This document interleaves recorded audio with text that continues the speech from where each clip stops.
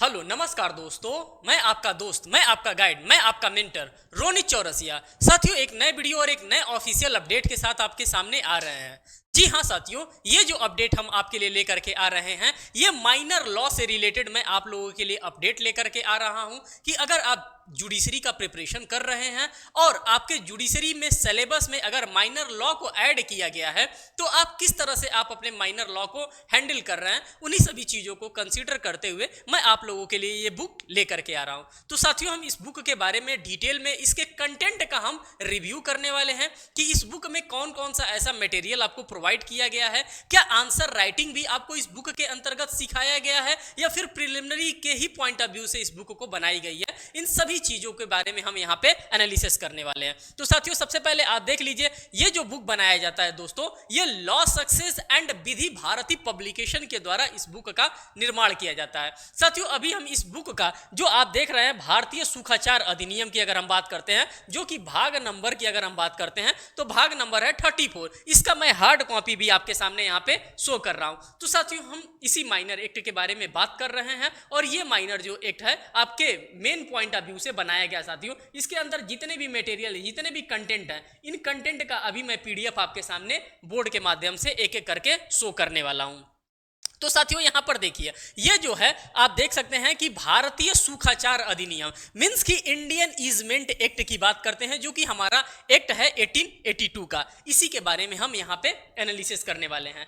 अगर हम इस किताब की बात करते हैं साथियों, तो इस किताब को किस तरह से स्ट्रक्चर्ड दिया गया है, तो देखिए साथियों, यह प्रारंभिक एवं मुख्य परीक्षा को ही कंसीडर करते हुए इस किताब को बनाया गया है। अगर हम बात करते हैं, हमारा जो भी जुडिशरी लेवल का एग्जामिनेशन होता है, एक प्रिलिमिनरी एग्जामिनेशन होता है और एक हमारा मेन एग्जामिनेशन होता है। तो दोनों एग्जामिनेशन को टारगेट करते हुए ही इस माइनर लॉ को यहाँ पे आपके सामने प्रेजेंट किया जा रहा है। इसमें आपको प्रिलिमिनरी के भी मैटर मिलेंगे, साथ साथ आपको मेन एग्जामिनेशन के क्वेश्चन के साथ साथ आंसर राइटिंग आपको करके इसमें दिया जाएगा। आगे चलते हैं, हम एक एक चीजों को एनालिसिस करने वाले हैं। यह विधि भारती पब्लिकेशन के द्वारा इस बुक को पब्लिश किया जाता है। अब हम आते हैं इस बुक के अंदर। अब आप कहेंगे कि ये बुक कितने का है मार्केट में, तो मैं आपसे बताना चाहूंगा कि ये जो बुक आपको मार्केट में मिलेगा, ये 100 रुपया यहाँ पे इसका दाम रखा गया है। मींस कि ये इसका मार्क्ड प्राइस है, जिसको हम लोग MRP के नाम से जानते हैं, मैक्सिमम रिटेल प्राइस। लेकिन साथियों, जब आप मार्केट में इस बुक को परचेस करने जाएंगे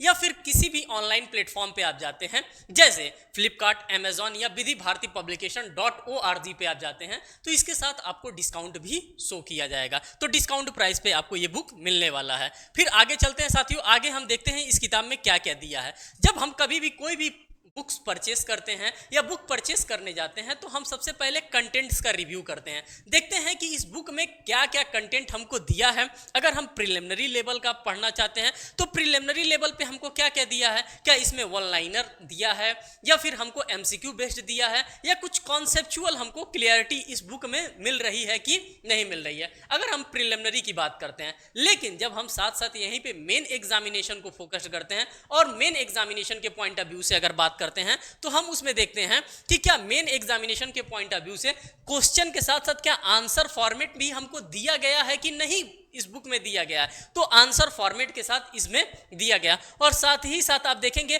कि जिस एग्जामिनेशन में पूछा गया है उस एग्जामिनेशन का यहाँ पे मेंशन भी किया गया है कि एट दैट टाइम इस एग्जामिनेशन में ये नंबर क्वेश्चन का पूछा गया था। तो आप देख सकते हैं कि हर एक क्वेश्चन का यहाँ पे एक लेवल अपना है और एक अंडरस्टैंडिंग है कि किस किस एग्जामिनेशन में इस माइनर एक्ट से क्वेश्चन आते हैं। आप यहाँ पर देखते हुए चलिए, ये पूरा का पूरा आप कंटेंट रिव्यू कर रहे हैं। अभी हम पूरे के पूरे इंडेक्स को यहाँ पे व्यू कर रहे हैं। अब इंडेक्स के बाद जब हम अंदर के मटेरियल को आपके सामने यहाँ पे लाएंगे, तो साथियों, जब आप चीजों को अच्छे तरह से देखेंगे तो आपको चीजें समझ में आएंगी कि नहीं, ये जो चीजें बनाई गई हैं, ये आपके एकदम सटीक जुडिशरी के लिए ही बनाई गई है। जिस जुडिशरी की ये डिमांड होती है, उसी जुडिशरी की डिमांड को फुलफिल करने के लिए इसको बनाया गया है। अब हम अंदर चलते हैं और अंदर इसके मटेरियल को देखने वाले हैं। अब आप देखिए, भारतीय सुखाचार अधिनियम 1882 की बात करते हैं। द इंडियन ईजमेंट एक्ट 1882 की हम बात यहाँ पे करने वाले हैं, और इसमें हम देखेंगे कि जो आपका प्रिलिमिनरी एग्जामिनेशन होता है, उस पॉइंट ऑफ व्यू से क्या यहाँ पे कौन कौन सा मटेरियल हमको प्रोवाइड किया जा रहा है। तो साथियों, अगर हम देखते हैं प्रिलिमिनरी पॉइंट ऑफ व्यू से, तो सुखाचार अधिनियम पर एक नज़र की बात करते हैं, मीन्स कि इंडेक्स पूरा का पूरा दे दिया है और आप सभी लोगों को पता है कि इंडेक्स पढ़ना इस समय अगर जुडिशरी क्रैक करना है, खास करके यूपी जुडिशरी क्रैक करना है, या फिर आपको बिहार जुडिशरी क्रैक करना है, या एमपी करना है, या छत्तीसगढ़ करना है, जो हिंदी भाषी वाले हमारे जुडिशरी एग्जामिनेशन है, वहां पे अब इंडेक्स बेस्ड क्वेश्चन पूछा जा रहा है। और इंडेक्स हमें जानने के लिए हमें क्या करना पड़ेगा, हमें इंडेक्स को मेमोराइज करना पड़ेगा। इसीलिए इंडेक्स भी आपके सामने रख दिया जा रहा है। कुछ डायग्रामेटिकल रिप्रेजेंटेशन के माध्यम से आपको देखने के लिए मिलेगा, कुछ अन्य माध्यम से देखने के लिए मिलेगा, लेकिन हर एक कंटेंट आपको यहां पे भली भांति शो किया जाएगा। तो आप ये जो भी चीजें देख रहे हैं, ये प्रिलिमिनरी पॉइंट ऑफ व्यू से आपको यहाँ पे शो हो रहा है। तो ये पूरा प्रिलिमिनरी एग्जामिनेशन का आपका कंटेंट यहाँ पे शो हो रहा है। एक एक कंटेंट को आप यहाँ पर देखते हुए चलिए। जैसे यहाँ पे आप देख रहे हैं, चैप्टर वाइज आपको दिया है। अगर हम अध्याय 1 की बात करते हैं तो सुखाचारों के विषय में, तो धारा को हम देखेंगे कि कौन कौन सा ऐसा धारा है जो कि हमें पढ़ना है और वहां से डायरेक्ट हिट करता है, डायरेक्ट हमारे एग्जामिनेशन में क्वेश्चन फॉल करता है। जैसे हमारे लिए सेक्शन 4 इंपॉर्टेंट है, सेक्शन 5 इंपॉर्टेंट है, सेक्शन 6, सेक्शन 7, जो जो सेक्शन इंपॉर्टेंट होता है, जिस सेक्शन पे क्वेश्चन हमारे प्रीवियस ईयर एग्जामिनेशन में बने होते हैं, उन सभी चीजों को यहाँ पे आपके सामने एज यूजुअल रखने का काम किया जाता है। अब आगे हम चलते हैं। ऐसा नहीं कि पूरा का पूरा हमने बुक यहाँ पे एज अ बेयर एक्ट रख दिया, नहीं, ऐसा हमने नहीं किया है। इस किताब का जब फॉर्मेशन किया जा रहा था, जो भी इंटेलेक्चुअल इसको बना रहे थे, तो उसमें सभी चीज़ों का, जितने भी हमारे प्रीवियस ईयर पेपर होते हैं साथियों, सभी प्रीवियस ईयर पेपर का अच्छे से एनालिसिस किया जाता है और उस एनालिसिस के ही बिहाफ पे किताब को तैयार किया जाता है। अब आगे चलते हैं, आगे हम मटेरियल को देखते हैं। अब हमारा जो मेन फोकस है साथियों, प्रिलिमिनरी तो आप लोगों ने देख लिया कि प्रिलिमिनरी में क्या है। अब हमारा जो मेन फोकस्ड है वो मेन एग्जामिनेशन को ही फोकस्ड करता है। और मेन एग्जामिनेशन की अगर हम बात करते हैं तो यहाँ पे आप देख सकते हैं, ये जो क्वेश्चन पूछा गया है, ये यूपीजे 2015 का क्वेश्चन पूछा गया है। और ये जो क्वेश्चन पूछा गया है, ये यूपीजे 1986 में क्वेश्चन पूछा गया है। मीन्स कि उत्तर प्रदेश जुडिशरी के एग्जामिनेशन में इस टाइप के क्वेश्चन पूछे जाते हैं। अब क्वेश्चन देखिए क्या कर रहा है कि what do you mean by easement, explain its origin and development, what is distinction between customary rights and customary easements की बात यहाँ पे की जाती है, अगर क्वेश्चन हम देखते हैं तो।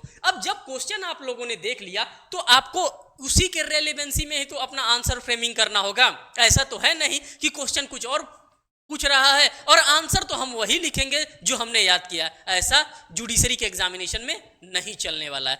जिसके रेलेवेंसी में क्वेश्चन पूछ रहा है, उसी के अकॉर्डेंस में हमें आंसर भी देना होता है। अब आपने क्वेश्चन को देख लिया, यहां पे भी इस क्वेश्चन को देखिए, डिफाइन ईजमेंट गिविंग 3 इलस्ट्रेशंस की बात करते हैं कि 3 इलस्ट्रेशन के साथ आप इसको क्या करेंगे, आप डिफाइन करेंगे। अब इसके रेलेवेंसी में इसका आंसर क्या होगा, अगर हम मेन पॉइंट ऑफ व्यू की बात करते हैं, मीन्स कि जब आपका मुख्य परीक्षा होता है तो मुख्य परीक्षा के अगर दृष्टिकोण से हम बात करते हैं तो यहाँ पे क्या होगा, कह रहा है सुखाधिकार एक ऐसा अधिकार है जो किसी संपत्ति के स्वामी को उसकी स्वतंत्र एवं बिना किसी अन्य व्यक्ति के हस्तक्षेप के उपयोग एवं उपभोग करने की अनुमति देता है। साथ ही साथ वह उसे अपने पड़ोसी की संपत्ति में बाधा या अड़चन पैदा करने से भी रोकता है। उदाहरण के लिए आप ये सभी चीजों को क्या कर सकते हैं, अच्छे से एनालिसिस कर सकते हैं। तो आप देख सकते हैं कि ये जो भी कंटेंट आपको प्रोवाइड किया जा रहा है, इसका एक लेवल है साथियों और एक अंडरस्टैंडिंग है। अंडरस्टैंडिंग के ही आधार पर आपको कंटेंट यहाँ पे शेयर किया जा रहा है और इस कंटेंट को आप देख सकते हैं कि पब्लिकली यूट्यूब के माध्यम से आपके सामने क्या किया जा रहा है, एक चैनल के माध्यम से आपके सामने यहाँ पे पब्लिश किया जा रहा है। क्योंकि विधि भारती पब्लिकेशन जानता है कि मैं जो भी मटेरियल आपको प्रोवाइड कर रहा हूं वो आपके एग्जामिनेशन पॉइंट ऑफ व्यू से 100% सटीक है। इस प्रकार के ही आप आंसर राइटिंग अपने मेन एग्जामिनेशन में करेंगे तो आप डेफिनेटली सफल होंगे। सफल ही नहीं होंगे, डेफिनेटली आप सफल होंगे जब आप इस टाइप के आंसर्स की फ्रेमिंग करना आप बाय द टाइमिंग धीरे धीरे आप सीख जाएंगे। आगे हम चलते हैं, आगे और भी क्वेश्चंस को हम यहाँ पे एनालिसिस करेंगे। देखिए, आपको हर एक फैक्ट हम यहाँ पे शो करना चाहते हैं जो आपके एग्जामिनेशन के लिए बार बार इंपॉर्टेंट होता है। काफी लोगों का हमारे पास क्वेरीज आता है, जो कि हमारा टेलीग्राम ग्रुप है, लॉ विथ रोनित के नाम से ही ये टेलीग्राम ग्रुप। उस टेलीग्राम ग्रुप पे आप जाएंगे तो इसका पीडीएफ भी आपको अवेलेबल हो जाएगा। साथियों, काफी लोगों का कंसर्न हमारे पास आता है कि क्या हम बाइफरकेट करके भी आंसर को लिख सकते हैं। अगर डिफरेंशिएट बेस्ड क्वेश्चन आता है तो क्या डिफरेंशिएट बेस्ड क्वेश्चन को हम कैसे लिखेंगे? तो साथियों, अगर आपके पास अगर डिस्टिंक्शन बिटवीन क्वेश्चन आता है या डिफरेंशिएट बेस्ड क्वेश्चन आता है तो आपको उसका आंसर एज सच ही लिखना है, जिस प्रकार से आपको पीछे बोर्ड पे दिख रहा है। अगर मान लीजिए कि क्वेश्चन 5 नंबर का आ गया तो आप क्या करेंगे? 5 नंबर का आ गया, 1 2 3 4 5, मैक्सिमम आप 5 लिखेंगे और मिनिमम आप 4 लिखेंगे, 4 पॉइंट लिखेंगे, 4 उधर भी लिखेंगे, 1 2 3 4 5 इधर भी लिखेंगे। आपका 5 में से 5 नंबर कोई नहीं काट सकता है। अगर आपको 5 नंबर गेन करना है तो यही स्ट्रेटजी अपनानी पड़ेगी अगर डिफरेंशिएट बेस्ड क्वेश्चन आपके एग्जामिनेशन में आता है तो। अब यहाँ पे प्रथागत सुखाधिकार को हम देखते हैं और प्रथागत अधिकार को हम देखते हैं। तो ये साथियों इसी तरह से आपको आंसर राइटिंग करना होगा। हम खास करके हिंदी मीडियम वाले अपने दोस्तों से ये कहना चाहते हैं। इसका इंग्लिश वर्जन भी हम लोगों के द्वारा तैयार किया जा रहा है, बहुत जल्द इंग्लिश वर्जन भी आपके सामने प्रेजेंट किया जाएगा। साथियों अब देखिए यहाँ पे नेक्स्ट जो क्वेश्चन आपके सामने आ रहा है, कर सुखाधिकार के प्रकार का वर्णन कीजिए। मीन्स की काइंड्स ऑफ इजमेंट की अगर हम बात करते हैं तो इस प्रकार से भी ये जो डायग्रामेटिकल रिप्रेजेंटेशन आपको यहाँ पे शो किया जा रहा है, इस टाइप के डायग्रामेटिकल रिप्रेजेंटेशन के माध्यम से भी आप अपने आंसर की फ्रेमिंग कर सकते हैं मेन एग्जामिनेशन में। इसीलिए ये सभी चीजों को आपके सामने शो किया जा रहा है कि आप देखें, आप इसको विजुअलाइज करें और आप समझने की कोशिश करें कि हाँ आंसर किसी भी रूप में हम लिख करके एग्जामिनर को प्रेजेंट कर सकते हैं। जितना बेहतर तरीके से हम लिखेंगे, जितना बेहतर तरीके से हम इलस्ट्रेशन की कोटिंग करेंगे, जितना बेहतर तरीके से हम सेक्शंस को कोट करेंगे, उतना बेहतर से बेहतर हमको वहां पे मार्क्स प्रोवाइड किया जाएगा। इसीलिए इन सभी चीजों को मैं आपके सामने एक एक करके धीरे धीरे करके मैं आपके सामने प्रेजेंट करने का कोशिश कर रहा हूं। आगे चलते हैं साथियों। इसी प्रकार से आप क्वेश्चंस को देखिए। अगर आप यूपीजे 2012 के क्वेश्चन को देखेंगे तो ये दिया है यूपीजे 1955 और 1966 में ये सेम क्वेश्चन आपको प्रोवाइड किया गया था। और जाहिर सी बात है अगर हम ईजमेंट एक्ट की बात करते हैं तो साथियों इस एक्ट का ही वेटेज अपने आप में बहुत ही ज्यादा वेटेज होता है। आपके सेमेस्टर एग्जामिनेशन में भी इसका वेटेज होता है अगर हम सुखाचार अधिनियम की बात करते हैं तो, क्योंकि ये ऐसा अधिकार रहता है जिसमें हमें सुख मिलता है, हमें दूसरे की संपत्ति पे हमें राइट मिल जाता है, उसी की बात हम करते हैं सुखाचार अधिनियम के अंतर्गत। तो यहाँ पे आपने क्वेश्चन देखा, define easement and point out it's main characteristics की अगर हम बात करते हैं तो अगर आपसे रैंडमली पूछ दिया जाए कि आपको बताना है सुखाधिकार का, मीन्स कि किसका, ईजमेंट एक्ट का आपको कैरेक्टरिस्टिक्स बताना है, आपसे रैंडमली पूछ दिया जाए तो आप कुछ देर के लिए शांत हो जाएंगे, क्योंकि ये माइनर लॉ होता है और माइनर लॉ का आप लोगों पे बहुत ज्यादा फोकस नहीं रहता है, ना बहुत ज्यादा ही आप लोगों का कमांड रहता है। इसी कमांड को बनाने के लिए, इसी फोकस को आपके सामने फुलफिल करने के लिए, रखने के लिए इन सभी मटेरियल्स को आपके सामने एक एक करके प्रेजेंट किया जा रहा है। तो आप यहां पर देख सकते हैं इन चीजों के बारे में आपको यहां पे नॉलेज मिल रहा है कि किस प्रकार से। साथ ही साथ जब आप कभी भी कोई भी अगर लॉ से रिलेटेड आंसर की फ्रेमिंग कर रहे हैं तो उसमें अगर कोई केस लॉ बना है, अगर वो लीडिंग जजमेंट है तो उस जजमेंट को भी आपको उसमें क्या करना है, कोट करते हुए चलना है। इससे क्या होगा, आपके आंसर का लेंथ भी बढ़ेगा और आपके आंसर में एक खूबसूरती भी, एक रचनात्मक भी आपको देखने के लिए मिलेगा। अब आगे चलते हैं। सेम एज यूजुअल इसी प्रकार से हर एक चीज आपको मेन एग्जामिनेशन के पॉइंट ऑफ व्यू से देखने के लिए यहाँ पे मिलेगा। तो साथियों आगे हम चलते हैं। आगे हम इस पूरे कंटेंट को आपके सामने एक एक करके यहाँ पे समराइज करते हुए चल रहे हैं। जितना पॉसिबल हो सकता है उतना कंटेंट हम आपको इस प्लेटफॉर्म पे आपको प्रोवाइड कर रहे हैं। साथियों यहाँ पे फिर क्वेश्चन आप देखिए, फिर यहाँ पे question, how can write of easement be equated by the perspectives की अगर हम बात करते हैं। और जो भी क्वेश्चन पूछा गया है साथियों सब यूपी जुडिशरी के एग्जामिनेशन में पूछा हुआ क्वेश्चन है और उसी क्वेश्चन का क्या किया गया है, जो हमारे इंटेलेक्चुअल्स हैं उन इंटेलेक्चुअल्स के द्वारा यहाँ पे आंसर की फ्रेमिंग की गई है। और वही आंसर की फ्रेमिंग आपको क्या करना है, उसी आंसर की फ्रेमिंग आपको बाय द टाइमिंग सीखना है। जितना बेहतर आप आंसर की फ्रेमिंग करना सीखेंगे उतना ही बेहतर आप क्या करेंगे साथियों, उतना ही बेहतर आप आंसर की राइटिंग भी करना सीख जाएंगे। उसीलिए इन सभी चीजों को हम आपके सामने यहाँ पे एक एक करके प्रेजेंट करते हुए चल रहे हैं। अब आप देखेंगे कि फिर यहाँ पे डिफरेंशिएट बेस्ड क्वेश्चन आपके सामने देखने के लिए मिल रहा है और इस डिफरेंशिएट बेस्ड क्वेश्चन की इतनी डिमांड है आपके मेन एग्जामिनेशन में कि अब मैं क्या बताऊं, इसीलिए इन सभी चीजों को यहाँ पे एक एक करके रखा जा रहा है। अब आगे चलते हैं। आगे यहाँ पे लाइसेंस से रिलेटेड क्वेश्चन पूछ रहा है, जो कि ये भी आपके यूपी पीसीएस जे के ही एग्जामिनेशन में पूछा गया क्वेश्चन है। अब हम आपके पास एक और एक्ट लेकर के आ रहे हैं, और उस एक्ट का अगर आप कहेंगे कि हमारे लिए कुछ मुख्य क्वेश्चंस आपको दे दिया जाए, कुछ जो मेन क्वेश्चंस होते हैं वो आपको प्रोवाइड कर दिया जाए, तो साथियों आप यहाँ पे आप क्या कर सकते हैं, इस पीडीएफ के माध्यम से एक एक क्वेश्चंस को आप यहाँ से ले सकते हैं, और लेने के बाद आप क्या करेंगे, खुद उस पे आप मेहनत करेंगे, खुद ये अनसॉल्व टाइप का क्वेश्चन आपके सामने मैं प्रेजेंट कर रहा हूं, और इस अगर अनसॉल्व टाइप के जो कि प्रीवियस ईयर क्वेश्चन में पेपर में आपको घूम घूम करके खोजना पड़ेगा कि कौन सा हम क्वेश्चन सॉल्व करें, कौन सा ऐसा क्वेश्चन होगा कोई हमको बता देता, और विधि भारती पब्लिकेशन यहाँ पे आपको चिल्ला चिल्ला करके कह रहा कि यही सब क्वेश्चंस आपके एग्जामिनेशन में पूछा गया है, और यही सब क्वेश्चंस मैं आपके सामने क्या कर रहा हूं, यहाँ पे एज अ क्वेश्चन के रूप में मैं आपके सामने यहाँ पे प्रेजेंट कर रहा हूं। तो साथियों इन सभी चीजों को आप डिटेल में एनालिसिस कर रहे हैं। आगे एक और हमारे पास बुक है साथियों, इस बुक के बारे में भी हम यहाँ पे चर्चा करने वाले हैं। पहले इस बुक को मैं आपके सामने हार्ड कॉपी में रख दे रहा हूँ। जी हाँ साथियों, अब हम इसी बुक के बारे में यहाँ पे एनालिसिस करने वाले हैं। जैसे अभी हम लोगों ने इजमेंट एक्ट के कंटेंट को एनालिसिस किया है, उसी प्रकार से इस बुक के भी कंटेंट को हम क्या करेंगे, यहाँ पे एनालिसिस करेंगे। और ये भी जो बुक है साथियों, ये भी विधि भारती पब्लिकेशन के द्वारा ही लॉन्च किया जाता है। तो अब यहाँ पे आप देखेंगे कि परिसीमा अधिनियम की हम बात करते हैं। जब हम परिसीमा अधिनियम की बात करते हैं साथियों, मींस की लिमिटेशन एक्ट की बात करते हैं, जो कि 1963 का एक्ट है। यहाँ पे आपको बार बार लिमिटेशन पूछा जाएगा कि अच्छा ये बता दीजिए कि इसमें कितने साल का लिमिटेशन पीरियड होता है, तो कहीं पे 3 साल का लिमिटेशन पीरियड आपको देखने के लिए मिलेगा, कहीं आपको 1 साल का लिमिटेशन पीरियड देखने के लिए मिलेगा। तो इस प्रकार की चीजें आपको जानना यहाँ पे बहुत ही इंपॉर्टेंट होता है, और उसी के अकॉर्डिंग में इस बुक को बनाया गया है। ये जो किताब बनाई गई है साथियों हमारी विधि भारती पब्लिकेशन के द्वारा, यहाँ पे मेन और प्रिलिमिनरी दोनों एग्जामिनेशन को टारगेट करते हुए इस बुक का फॉर्मेशन किया जाता है। मेन एग्जामिनेशन के लिए बनाया जाता है, और साथ साथ प्रिलिमिनरी एग्जामिनेशन के लिए भी इस किताब को बनाया जाता है।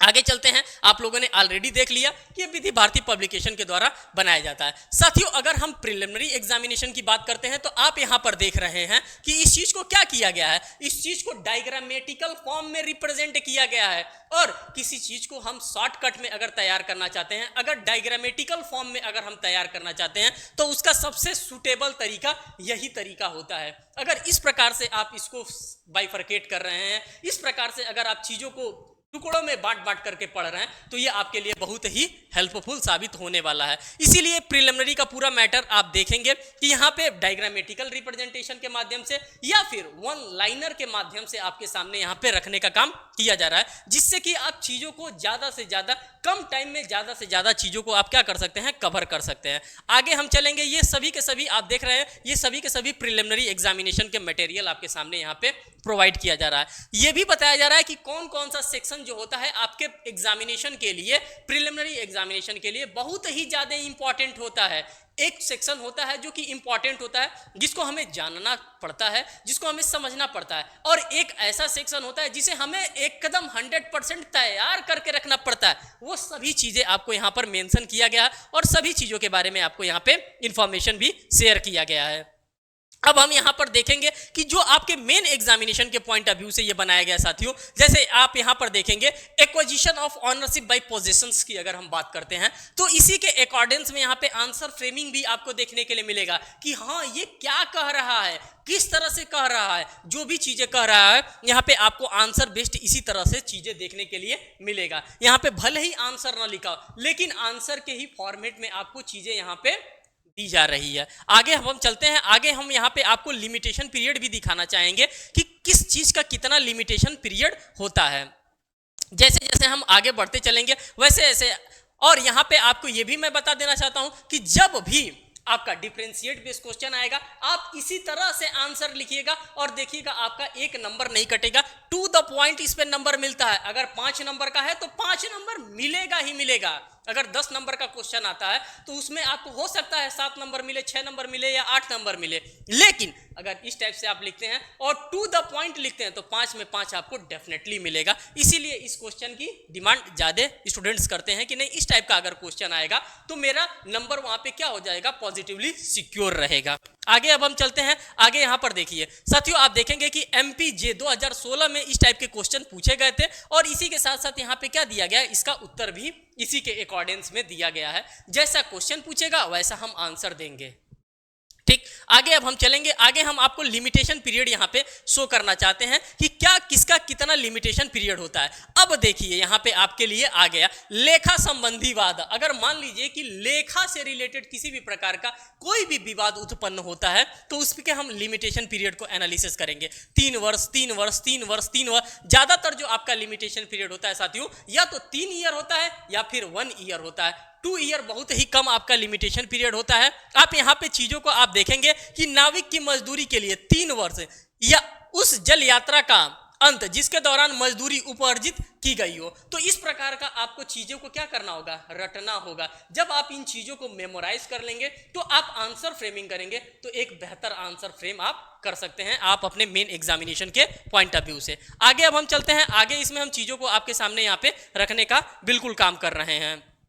आगे देखिए साथियों, इसमें पूरा का पूरा लिमिटेशन पीरियड का यहाँ पे चार्ट दिया है। कम से कम 7 से 8 पेज में आपको पूरा का पूरा लिमिटेशन पीरियड का पूरा लिमिटेशन आपके सामने यहाँ पे रख दिया गया है। ऐसा कोई भी चीज नहीं है जो कि इस किताब में हो और मैं आपके लिए यहाँ पे लेकर के न आया हूँ। तो साथियों अगर हम बात करें कि मटेरियल की, तो पूरा का पूरा कंटेंट का मैंने रिव्यू कर दिया और साथ ही साथ मैंने आपको ये भी बता दिया कि अगर आपको इसका PDF चाहिए तो आप कहाँ भाग सकते हैं, तो आप लॉ विथ रोनित, आप कहाँ पे जा सकते हैं साथियों, लॉ विथ RONIT, आप law with Ronit Telegram group पे ज्वाइन कर सकते हैं और वहां से आप इसका PDF भी प्राप्त कर सकते हैं। तो साथियों ये था पूरा का पूरा इंफॉर्मेशन जो कि माइनर लॉ सीरीज से मैं आप लोगों के लिए लेकर के आया था। ये इंफॉर्मेशन जितना हो सकता है पॉसिबली मैंने आपके सामने शेयर किया। इसके बाद और भी हमारे पास माइनर एक्ट हैं साथियों, उनको अभी मैं शेयर करने वाला हूं। अभी इन 2 बुक्स का मैंने कंटेंट आपके सामने शेयर किया और अभी देखिए अभी मैं जो दूसरा मेरे पास माइनर एक्ट है,